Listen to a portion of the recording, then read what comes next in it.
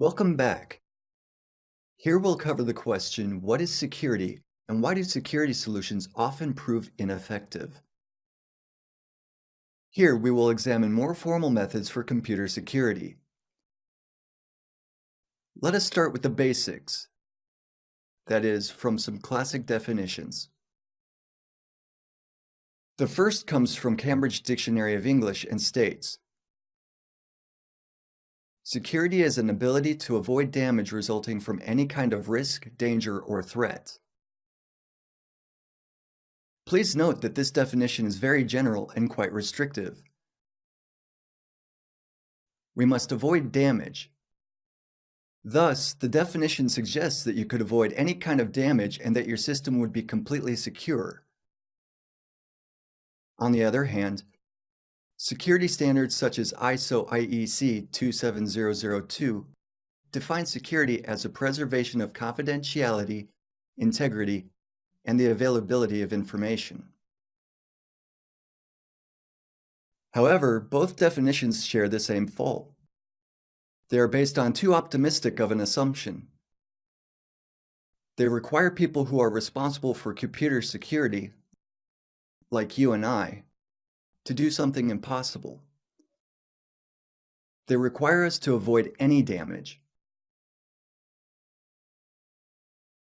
In the previous lectures, we discussed the service level agreement, and we mentioned that the recovery time objective is defined as a percentage, but it can never be 100%.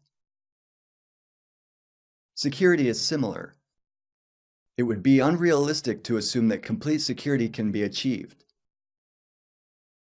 Speaking more realistically, there are only different levels of computer system protection. With that in mind, let's try to rephrase our definition of security. However, we have to remember that system security must not interfere with system functionality.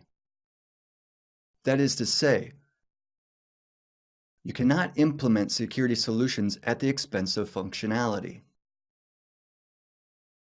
Granted, it would be relatively easy to design a highly secure but very impractical system. For example, a system with no graphic interface that would require a user to confirm their identity every 15 minutes by providing a 64-character password would be very secure, but its functionality would be greatly limited. Besides, I assure you that if security interferes with functionality, users will find a way to bypass it. Users always prefer solutions that are more comfortable and effective. Security policy must not provoke them to ignore it. Security should not be pitted against functionality. Keeping that in mind, let us try to redefine security once more.